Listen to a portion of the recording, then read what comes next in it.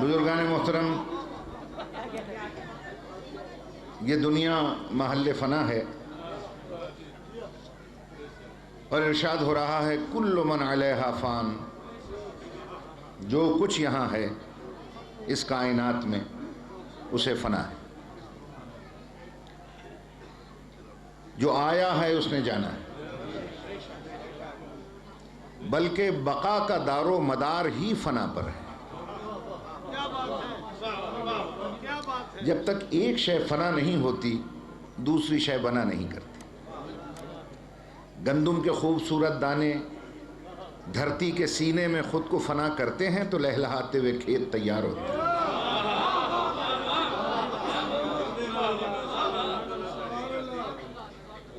آپ کا بھولا بھالا بچپن خود کو فنا کرتا ہے تو جوانی آتی ہے، جوانی خود کو فنا کرتی ہے تو بڑھاپا آتا ہے، اور بڑھاپا خود کو فنا کرتا ہے تو پھر موت آتی ہے۔ مطلب میرے عرض کرنے کا یہ ہے کہ بقا کا دار و مدار ہی فنا پر ہے۔ جیسا کہ میں نے عرض کیا، یہ لہلہاتے ہوئے کھیت اس وقت تک تیار نہیں ہوتے جب تک دانہ خود کو دھرتی کے سینے میں فنا نہیں کرتا۔ اور آپ مجھ سے بہتر جانتے ہیں کہ جہاں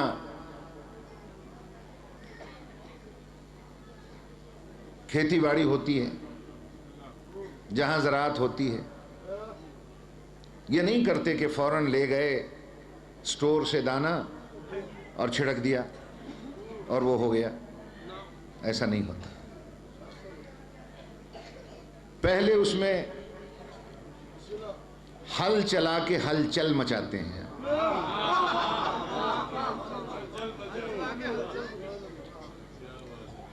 زمین کی سطح کو ہموار کرتے ہیں، جس اسٹور میں وہ دانہ گندم کا رکھا ہے وہاں سے لے جاتے ہیں،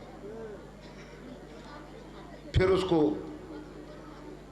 ڈرل کے ذریعے یا چھٹے کے ذریعے اسے آپ کاشت کرتے ہیں، اور پھر دشمن کی نظر بد سے بچانے کے لیے سہاگا پھیر کے اسے غائب کر دیتے ہیں۔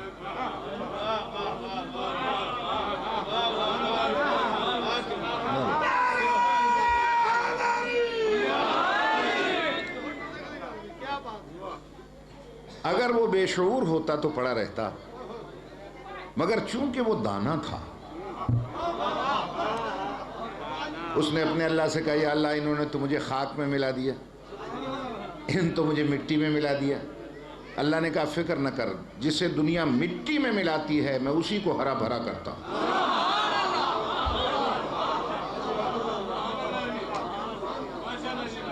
وہیں سے کوپل پھوٹی، وہ پروان چڑھتی رہی، آپ دیکھ دیکھ کر خوش ہوتے رہے، حتیٰ کہ اس میں بالیاں آ گئیں، بالیوں کا رنگ سنہری ہو گیا۔ اب آپ اور خوش ہوئے، آپ نے بالی کو توڑا، دیکھا کچھ نظر نہیں آیا، آپ نے اسے اپنے ہاتھ کی ہتھیلی پہ رکھ کر اوپر سے مسل دیا، مسل کے پھونک ماری، جیسے ہی پردے ہٹے جو پہلے دن غائب ہوا تھا پھر ظاہر ہو گیا۔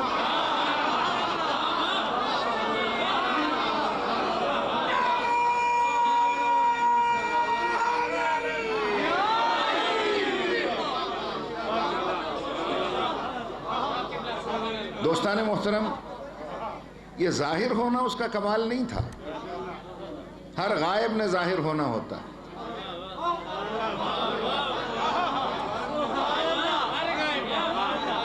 اس دانے کا کمال یہ تھا کہ جب غائب ہوا اکیلا گیا تھا، جب رجت اور واپسی ہوئی اکیلا نہیں آیا، 12-14 کو ساتھ لے آیا۔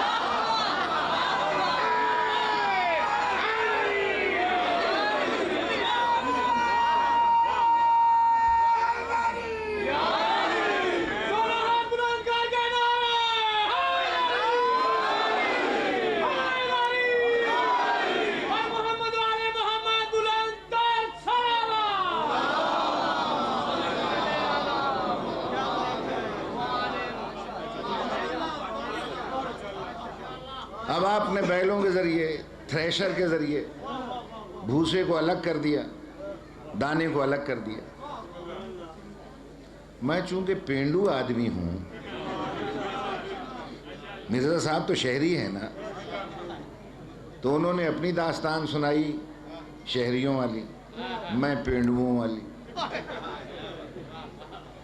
تو یہی ہوتا ہے نا ماشاءاللہ، یہاں پر بھی جتنے بیٹھے ہیں یہ سارے شہری ایک زمانے میں پینڈو تھے۔ میری بات پہ غور ہے یا نہیں؟ اب آپ نے تھریشروں کے ذریعے، بیلوں کے ذریعے بھوسے کو الگ کر دیا، دانے کو الگ کر دیا، دانے کو لے جا کر پھر اسی اسٹور میں جمع کر دیا جہاں سے لائے تھے، اور بھوسے کے ساتھ کیا حشر کیا؟ اسی کھیت میں ایک بڑی لمبی قبر بنا کر اس میں دفن کر دیا۔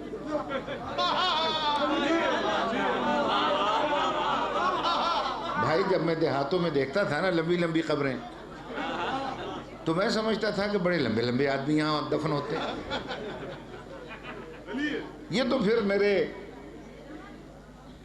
دوست ذمہ داروں نے، کاشتکاروں نے سمجھایا کہ جناب یہ بندے دفن نہیں ہیں یہاں، یہ بھوسا ہے۔ میں نے کہا اچھا یہ بھوسا ہے اور دانا کہاں گیا؟ کہ وہیں جہاں سے آیا تھا۔